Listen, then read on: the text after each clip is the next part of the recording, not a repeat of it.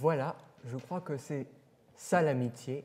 Et mesdames, messieurs les membres du jury, cher public, chers contradicteurs, chers amis, c'est ce dont nous allons parler pendant 10 minutes et c'est ce sujet qui fera l'objet de notre aventure pendant ce temps. Pour bien commencer en bonne uniforme, je vous propose de commencer par une définition de notre Académie française sur l'amour tout d'abord, puis sur l'amitié. L'amour, mouvement de l'âme qui pousse à établir une relation intime avec un être, soit pour lui faire du bien, soit pour en recevoir lui-même. Je crois qu'à l'Académie, ils étaient chauds, ils étaient en forme, nos petits vieux X. Et maintenant, l'amitié, sentiment d'affection, de sympathie qu'une personne porte à une autre et qui n'est fondée ni sur le lien du sang, ni sur la passion amoureuse. Mais ce sont des définitions de l'Académie française. Moi, je vais vous proposer une petite note personnelle pour vous dire ce que je pense être l'amour ou l'amitié. Et avant toute chose, je tiens à vous dire que ce sont pour moi des sentiments qui engendrent des comportements qui peuvent parfois être semblables, comme la complicité, l'entraide, la solidarité. Et c'est donc ce que je vais m'appliquer à mettre en exemple à travers mon plan. Mais l'amour et l'amitié, c'est aussi à la fois quelque chose d'ordinaire et quelque chose d'extraordinaire. Ordinaire parce que ce sont des sujets que l'on reprend souvent à travers les arts, comme le cinéma, la littérature. Mais c'est aussi quelque chose d'extraordinaire parce que sans amour, sans amitié, qu'est-ce que serait la vie finalement ? Parce que l'amour et l'amitié, c'est le piment, c'est ce qui nous donne envie de vivre, c'est ce qui nous procure cette passion. Vous imaginez quelqu'un qui vit sans amour, sans amitié, visage mortifère, la petite routine du boulot, sans jamais voir personne, sans jamais sortir, sans jamais voir d'amis. Métro, boulot, dodo, quoi, en somme. Bon, c'est pas ce qui nous ferait le plus plaisir, je pense. Et donc, pour commencer sur le sujet, sur si l'amour rend aveugle, l'amitié crève-t-elle les yeux, je vous propose de parler de l'amour et de l'amitié à travers deux situations, bonne ou mauvaise situation, c'est le cas de le dire. Et donc, je vous propose de commencer. La complicité entre deux personnes, amour ou amitié, dans de bonnes situations. Eh bien, concernant l'amour, tout d'abord, ça peut se sembler par des actes peu orthodoxes. En gros, c'est faire des choses pour de bonnes situations, pour de bonnes raisons. Je pense au film Un long dimanche de fiançailles. C'est une histoire où c'est une fiancée qui essaye de retrouver son amour qui est parti à la guerre. Et à un moment, elle s'introduit dans les archives de l'armée et elle vole un dossier secret. Bon, alors je ne sais pas si c'est bien ou si c'est mal, mais en tout cas, je pense que question année de prison, ça doit valoir des points. Je pense que ça peut être dangereux. Mais concernant l'amitié maintenant, la complicité entre amis, c'est quelque chose que l'on peut voir, que l'on a tous vu, ça se fait par des petites bêtises, ça se fait par des surprises. Et donc, l'amitié, elle est forcément évidente, elle se voit à travers des gestes, des actes. Et donc, l'amitié, une vraie amitié, ne peut que se remarquer à travers de bons moments de la vie, on va dire. Mais malheureusement, la vie, ce n'est pas que de bonnes situations, c'est aussi parfois des petites tragédies. Et donc, l'aveuglement ou l'évidence à travers l'amour ou l'amitié se trouve à différents niveaux. Par exemple, l'aveuglement de l'amour dans le travail. Parfois, dans l'amour que l'on porte à son travail, on se fait des illusions. On se dit « yes, je vais avoir la promotion », puis finalement, c'est le nouveau venu qui vient tout juste d'avoir son master, qui va remplacer quelqu'un qui a des années d'expérience. Bon, voilà, c'est des déceptions, c'est des réussites, mais parfois, il y a des échecs, il y a des victoires. mais ça peut se faire par des actes inconsidérés, c'est-à-dire que quand l'amour est aveugle, on est amené à poser un voile, se masquer la vérité. Ça peut engendrer de mauvaises choses. Quand j'ai pensé à ça, j'ai pensé à Star Wars, les 2 premières trilogies, considérant que la 3e, c'est un peu une hérésie, mais bon, c'est une opinion personnelle. Le scénario de Star Wars, c'est quand même une histoire d'amour qui a mal tourné entre Anakin et Padmé. Et ça a donné la dictature. Bon, on n'espère pas trop que ça arrive dans la réalité, parce que ça pourrait être dangereux, même si l'histoire est faite par des hommes et des femmes. Et en dernier point, l'amitié. L'amitié dans de mauvaises situations, pour moi, c'est là qu'on la rencontre vraiment.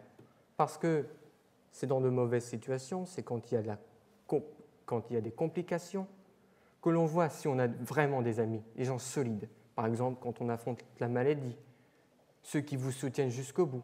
Quand vous voulez vous lancer dans votre entreprise, c'est un ami qui vous prête de l'argent, ou quelqu'un qui vous héberge le soir parce que madame vous a foutu à la porte pour de mauvaises choses.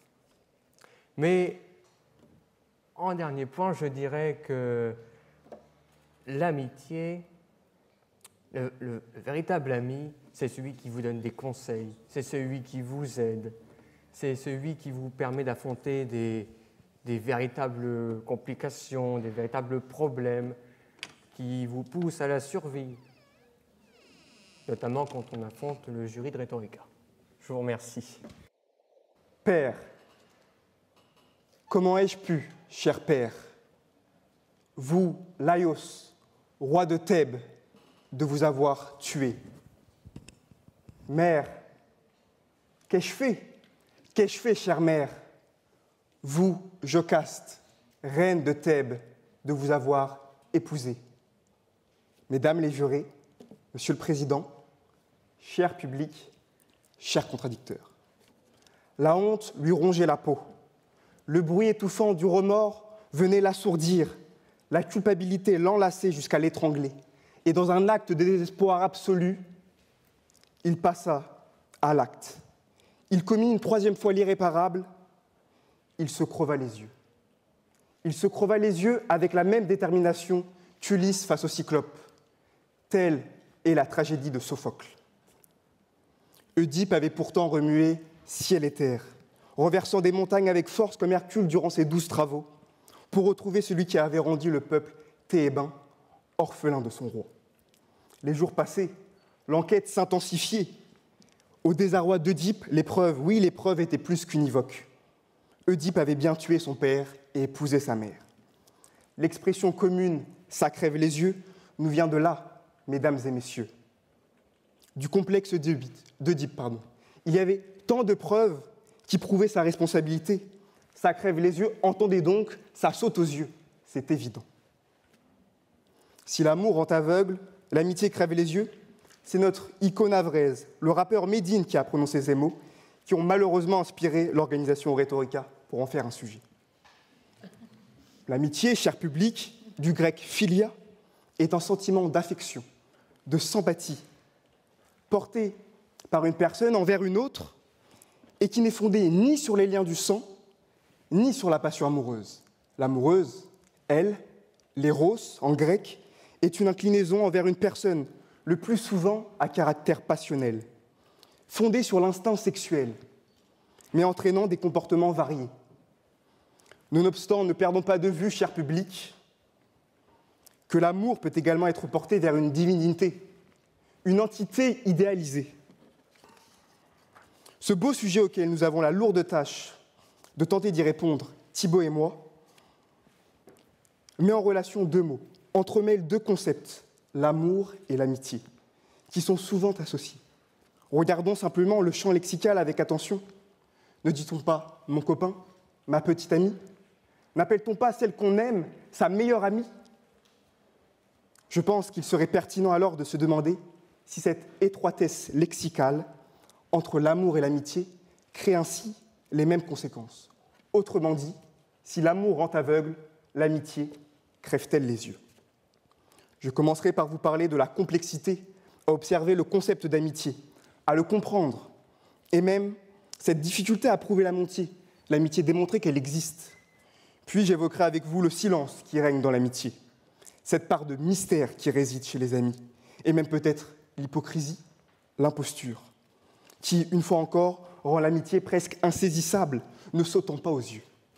Enfin, je montrerai que l'amitié doit affronter l'épreuve du temps, sans quoi nous pouvons avoir la garantie qu'elle existe bel et bien. L'évidence. C'est ce qui s'impose à l'esprit. Les faisceaux d'indices sont flagrants. Pour que cela crève les yeux, chers contradicteurs, il faut que l'amitié puisse être prouvée facilement. Nous devons être capables de démontrer par des éléments objectifs en quoi cette personne est mon ami. Si je suis incapable de le prouver clairement, comment répondre alors à la positive au sujet qui nous est posé ? Vous pourriez, chers jurés, me demander si j'ai un ami. Je vous répondrai sans hésiter oui. Or, vous expliquer pourquoi c'est mon ami, je serai tout de suite plus embêté. Les arguments que je vous donnerai seraient confus, ils ne vous crèveraient pas les yeux. Montaigne a tenté de démontrer pourquoi son ami était la Boétie. Eh bien, il fut bien incapable. Il essayait de chercher des arguments objectifs, mais il répondit avec hésitation, parce que c'était lui, parce que c'était moi. Si l'amitié est si ombrageuse, c'est qu'elle n'a pas aussi souvent recours à des procédés visibles, comme cela est le cas dans l'amour. Dans l'amour, il y a cette volonté de matérialiser l'union. Certes, il y a le mariage qui est bien l'exemple le plus manifeste, mais même dès la naissance de l'amour, il y a ce désir de mettre symboliquement un droit de propriété sur l'autre, comme l'affirme Nietzsche. Dans l'amour, pour Jean-Paul Sartre, aimer, c'est le désir de s'approprier l'autre. Il y a un acte positif, ou sens, où l'amoureux va employer des subterfuges pour veiller à ce que sa bien-aimée n'aille pas voir ailleurs. Il doit la séduire constamment pour garder la flamme et pour qu'elle ne s'éteigne pas. Entretenir une relation amoureuse, mesdames et messieurs, demande bien plus d'entrain qu'entretenir une relation amicale. Toutes ces actions permettent de former une myriade de preuves qui, aux yeux des tiers, prouvera l'existence de l'amour. Par conséquent, chers contradicteurs, contrairement à l'amour, l'amitié ne crève pas les yeux.